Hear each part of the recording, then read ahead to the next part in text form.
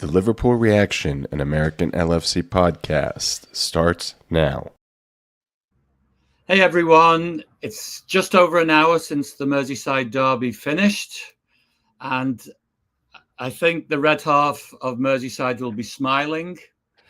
Few tears from the blue side, although they did give a better account of themselves in the second half. What do you think, Salim?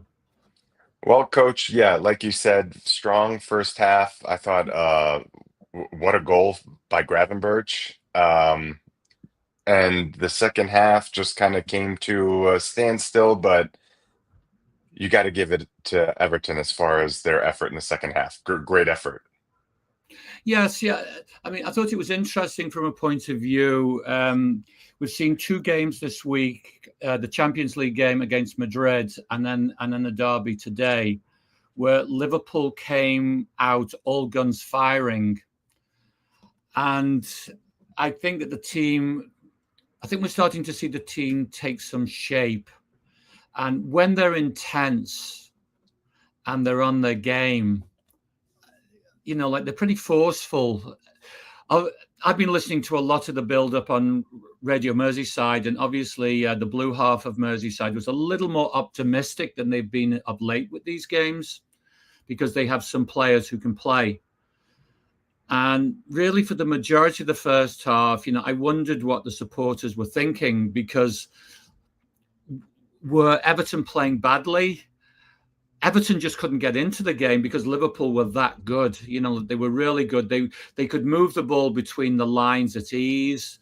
They were good on the ball. The passing was positive. Everything was good.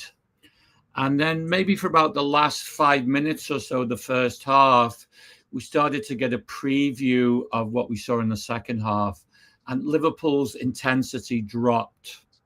Hmm. And I think it's something that going back to the latter part of the previous season, that has become a pattern. When Liverpool are going forward, they're positive, as I say, intense. They are really a force to play against, but they're not a complete team yet. I can understand them trying to take the pace down in the game because staying that intense for 90 minutes is difficult. So, but once that happens, they become very, very sloppy. I'm not sure that Everton did anything in particular tactically that changed the game. But one thing from a blue half that I would say was evident was Grealish and Idrissa Gueye became more of an influence. And I think for them, for this season, those two players are going to be key. From a red perspective, if you're going to take the pace out of the game, concentration becomes something that they have to be aware of. They can't be sloppy. Everything's got to be positive. Yeah, absolutely. Last year when we had those 2-0 leads, right? That was the slot score, right? The 2-0.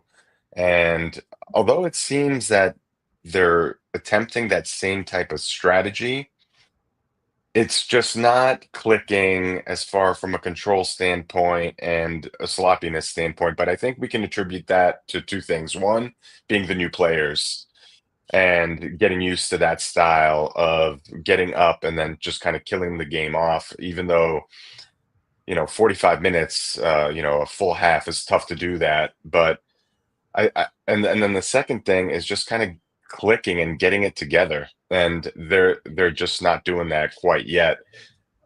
The I think a couple things we can take from the game is, though, one, no last minute goal, so that's a positive. Um, a couple a couple goals in the first half to kind of get up, so it's kind of nice that we had a preview of what Slot wants to see, and that we didn't have a late goal to win it, although I predicted McAllister to win it late. But yeah, coach, it's interesting because as we kind of continue to evolve here this season and start to gel, it's 5 games out of 5 now in the Premier League, right? I mean, it's 15 points. And the pressure is on Arsenal and Manchester City tomorrow. I think that's I think that's correct. But whatever the score tomorrow, um, whatever the score, there's a long way to go in the season. So I think Arne Slot will be concentrating, and he has to concentrate on the focus of the team moving forward, because who knows, in a couple of weeks they'll be playing a lot better, but maybe not getting the result. I think, I think that's very foreseeable. So, looking at the second half performance, for me, there were a couple of things that were very, very evident, and late in the game, Everton were having to push up. Like they got a goal back, and then they're trying to rescue the match, get a draw. So several occasions Liverpool broke with numbers, but yet the final pass was never there. And as I say, there were a number of occasions where they outnumbered the blue defence. So again, that ties into the sloppy, the sloppy aspects of Liverpool's performance. And one thing that surprised me was pretty much with the last kick of the game, because Van Dijk got the ball late, deep in the Liverpool half, and played a terrible pass back to Alisson, who scrambled back and conceded a throw-in. And I'm thinking, oh gosh, here it comes, the long throw into the box. You have given the opponent a chance. And for some reason, Everton didn't do it. And so I thought that Liverpool presented them with an opportunity. And I know it was very late in the game, but I don't think that the referee's going to blow while they're setting up for a throw-in. Right. And so I was kind of surprised. I mean, Everton have a lot better players now than they have, say, the past 2 or 3 seasons. But I think the first half showed what the difference was between the two teams. I think that was pretty clear. Once it became scrappy, once Liverpool kind of lost their edge, Everton came into the game. And the second half was maybe more how I anticipated the 90 minutes to be. So Van Dijk basically gave Everton an opportunity, and then for whatever reason, like they can't beat Liverpool by doing some of the things that Liverpool were doing, where they're playing through the lines, playing through the zones, setting it up as they did for a very, very good first goal. And actually the second goal was well set up as well. Yeah. I don't think Everton's quite at that level yet, but where they are dangerous is anything that's a set piece. So whether it's a corner kick, free kick, long throw, whatever, that is where they have the best opportunity to get something out of the game. And for some reason, they spurn that last-ditch opportunity. And as I read, I'm grateful. Yeah, for sure. The second goal was nice too. Hugo, and the fact that we have 2 number 9s, Hugo and Isak. I mean, we know what Isak can do in this league, and the fact that Hugo just keeps getting on the score sheet and putting balls away. I mean, it's really nice. Yeah, Everton has some good players. I think they're gonna. Coach, would you agree with me that they're gonna finish probably top half of the league for sure? Like they could probably compete for a conference, maybe Europa League. Well, pre-season, my tip in my newsletter was that if any team was going to breach the top 8, which is the rich 6 plus Villa and Newcastle. The rich 6, I love that. Well, yeah, some people do call them that, and I think that's more appropriate than the big 6, to be truthful.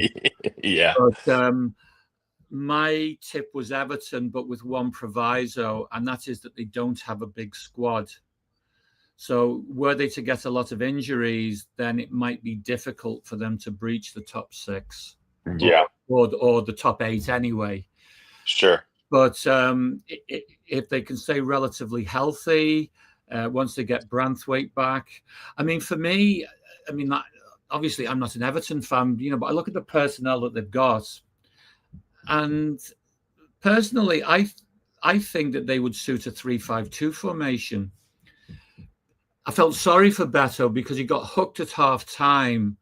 But really, what could Beto do in the first half? Because it was like last season where he's isolated from the rest of the team. I mean, Beto reminds me a little bit of Emil Heskey. He has some similar type qualities. So he's made for a front two. And so Keane has been doing better this year. You've got Keane, Tarkowski, and then you've got the best defender to come back in Branthwaite. And so that to me would be a very good back three. So anyway, I'm not an Everton fan. I'm just looking at it from more of a coaching perspective and the personal that they have available for them. But I mean, look, David Moyes is a very underrated manager. I feel he's done an excellent job, and I think that when Liverpool go back, it'll probably be in the spring. I think to play at the Hill Dickinson. I think we'll see more of a game like the second half. Liverpool were just incredibly up for it in the first half, and I don't know what you felt, but I was surprised just the physical dimension that they brought to the game, because that's what I expected from Everton. Yeah, I think they outmuscled Everton in the first half for sure. Speed, intensity, it was all there, and I think Everton was a little bit surprised, which is kind of odd to say, right? Because this is a derby game, this is a rivalry, this is an important game in Liverpool just in general, and the fact that Everton just wasn't up for it was a little bit odd. But then you can also say that Liverpool just kind of pinned them back and just kind of they couldn't do anything about it. Exactly. Yeah. Yeah. Look, it's the difference in the caliber of players. Everton are better, but they're not a Champions League level team. I mean, like, they can get a result on any given day, I think, against Liverpool or any of the top teams now. Yeah. But overall, from a game to game perspective, like, they're not at that level. And Coach, I think most Everton fans will know that, and I think the manager will know that. Coach, what did you think of the starting lineup? It was interesting that there was a little bit of rotation in there. Wirtz was out, obviously Isak. We knew that was going to happen. But what did you think of the starting lineup? Was it the fact that the midfield was in there? Like, was that a key piece of the starting lineup to kind of boss the first half? Yeah, I think that what he was doing there, I mean, he was expecting Everton to be combative, so he puts in a combative midfield. And I think the substitution pattern that we saw, was what I expected, because he's doing a little bit of experimenting as well. So basically he puts in a combative midfield. He's got Curtis Jones, who's just back from injury. So he was probably going to be the sub, and it was probably going to be McAllister because he's had his injury issues as well.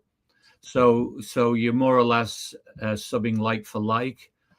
And then I think he wanted to take a look at Wirtz over on the left side with Isak. Now, on this occasion, it didn't really pan out, because Liverpool had lost their momentum. Yeah. And like I think they get edgy when the crowd gets edgy. So that didn't work, but I think it's something that we will see again this season, and I think it's a very sensible tactic to play. I mean, I get constantly amazed when we get all this discussion about Ekitike, who, by the way, was superb, and Isak, and Isak's going to edge out Ekitike, and he probably will on the vast majority of occasions, but it's a 16-man game, and there's a lot of games. So I think that we're going to see lots of different rotations. And I think one thing that I am starting to feel more about Arne Slot is that he is going to mess around with different tactics. I mean, like, we saw that to some degree last year. Mm-hmm. But I think the focus has to be, that when they take the pace out of the game, the concentration level of the group has to be a lot higher. because, as I say, I didn't think tactically Everton didn't do anything that kind of changed radically. But they have a couple of influential players who maybe came into the game.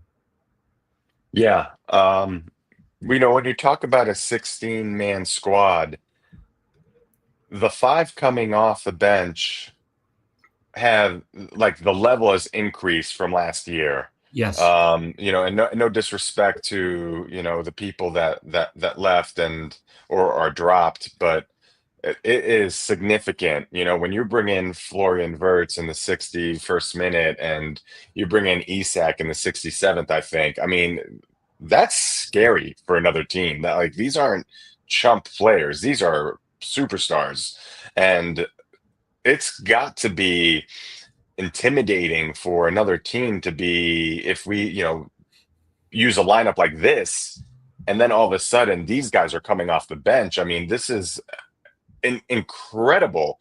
And big credit to Richard Hughes and the recruiting staff for what they did. I mean, we can talk, for hours, and it's been talked about in nausea about everybody that's been brought in and all that and the money we've spent and blah blah blah. But realistically, like this team is poised to make run at every competition that they're going to be in. They are. I think you're right when you talk about that. So I think that Liverpool are obviously in a good situation, and you would like to think that the longer the season is played out, players will integrate more and more into the various systems that the manager is going to place them in. So that's encouraging. Obviously, 5 out of 5 wins, a win in the Champions League. I don't think there's any great injury concerns right now. I'm not sure if anybody was unavailable for selection today. I think everybody's fit. So, I mean, like they're going to pick up knocks. And so they go into the League Cup tie on Tuesday against Southampton. And I think we will see some major changes for that game. For sure. I know Leone has been like that's been earmarked the game that we're going to see Leone play. So I'm excited for that just to kind of, get eyes on him on a field. And also I think one thing that might have just gone under the radar here, Coach, is Verts coming off the bench and now having some time to really settle in. Mm-hmm. Oh. What happened here? Okay, sorry, my phone just went off on me. I just got the new iPhone Air and still getting used to it. So apologize for that. But yeah, what I was saying is that Verts now has time. He played 30 minutes or so, and now he'll probably I'm assuming he'll get the day off at Southampton. But even if he comes in for 30 minutes, I really like what this is going to do for Verts. Now, Coach, the Southampton game is, no picnic. They are, they've been up and down from the Premier League. We know what they can do.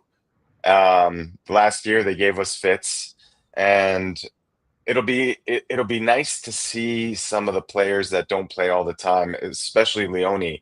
Coach, what do you expect to see from that standpoint? Are we looking at a complete swap of an 11 here, or are we going to sprinkle in, some starters from the Premier League and the Champions League roster?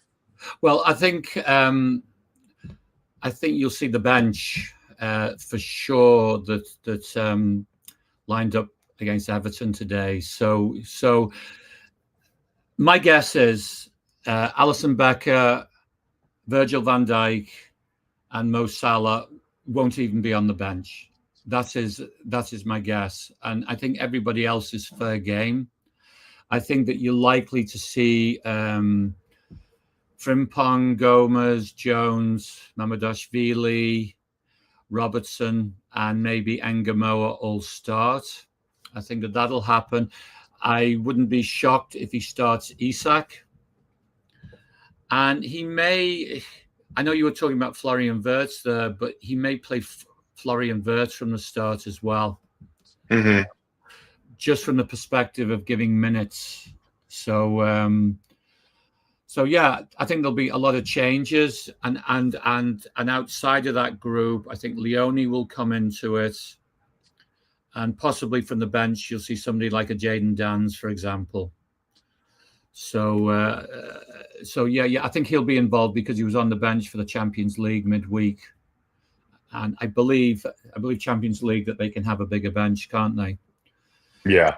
So I would expect Danns maybe to come in off the bench, but I think all of his big guns, I don't think we'll see any of them.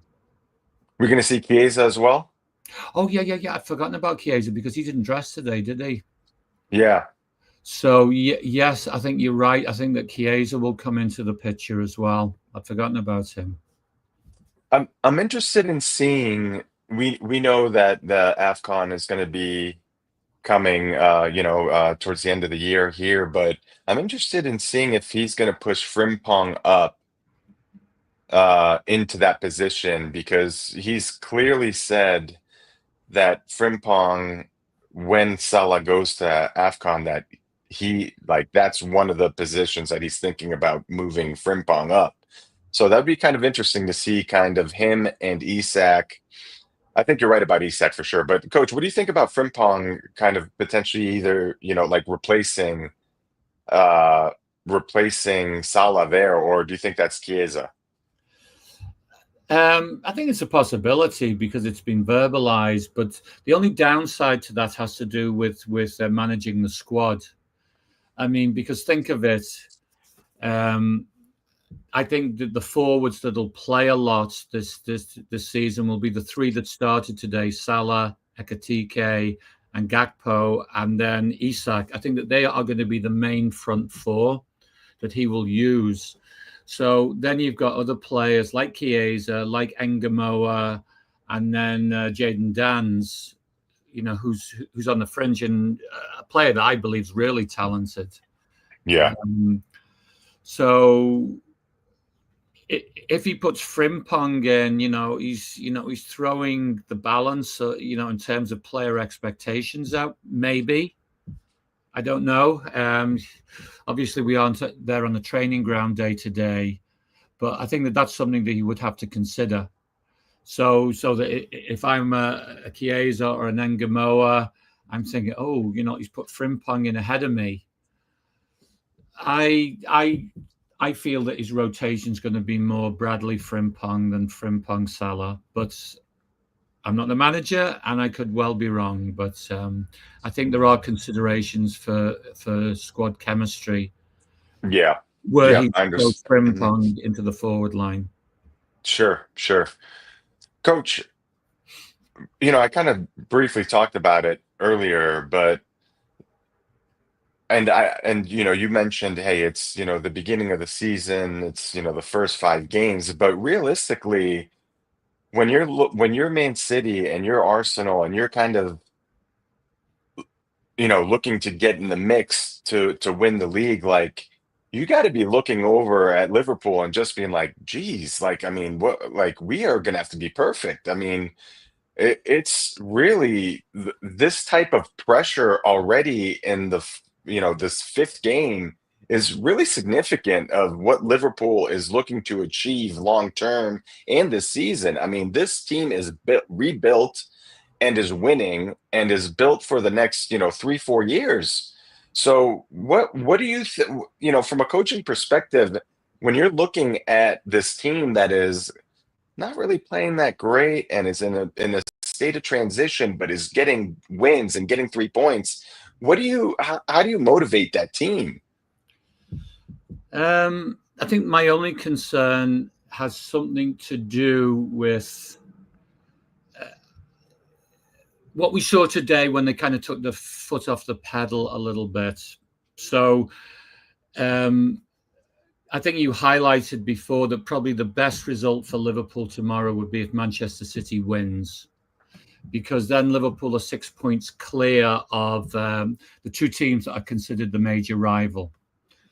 So I think that what's the danger is always going to be is complacency. So you look at the games for next week. Liverpool goes to Crystal Palace. And as we saw in the Community Shield, I wouldn't say that was a banker in terms of a Liverpool win. Manchester City has Burnley at home, which I have to believe that that they should win that comfortably. Arsenal has a tough game. They go up to St James's Park to play Newcastle, but from a Liverpool perspective, they cannot get complacent, and I think that's easy to do. We can talk about it, but they certainly took their foot off the gas a little bit today, and they got sloppy, as we highlighted earlier, and I think that's a problem for the manager to deal with. If they're really going to be the team that I think he and I think FSG are planning on building, then this is a side of the game that they have to shore up. And if you look at the previous reign of Jurgen Klopp, when they did win the title, the one thing that he added, or one ingredient he added to the mix, was whilst he was, the heavy metal football guy, he certainly tightened up game management, and he tightened up periods of the game where Liverpool would possess. And right now, I don't see the Reds as being tight enough in that area. So Yeah. We don't want complacency. We'll see what happens tomorrow down at the Emirates, and and then we'll go from there. But coach, thinking like from a standpoint of Arsenal and Man City, I mean, it's almost like a must win, right? Like I know it's early, but I mean, it's a significant game. It's two major teams competing, and they're looking up, and they're seeing a team that's continuing to win. Right. So there's a little bit of pressure on Arsenal because they're the home team. If they were to get a result, then they remain just effectively one win away from being level. And Manchester City, should they lose, that all of a sudden you're getting a nice size gap starting to open up. And yes, there's plenty of time to go in the season. But yes, it's a gap that they have to negotiate. If Manchester City wins, then I think that's a good statement for them. So both teams are 6 points behind, and I think you're right that is probably the best result for Liverpool. But I think that the main thing is that Liverpool got the 3 points today. Wasn't always convincing at the end of the match, but they still got it. And I think they've just got to focus on going down to Selhurst Park next Saturday morning, and getting a result again. I think that could well be a draw. I don't think that that's an easy game for Liverpool. Yeah, they're playing really well. Crystal Palace is has been, I think them and Bournemouth have been a revelation so far at the beginning of the season. They're playing extremely well. They've lost players, and it just goes to show you how significant those coaches are at those clubs. But yeah, coach, I think when I look at Arsenal and I look at Manchester City, and this, they're both very good teams. I mean, that's clear.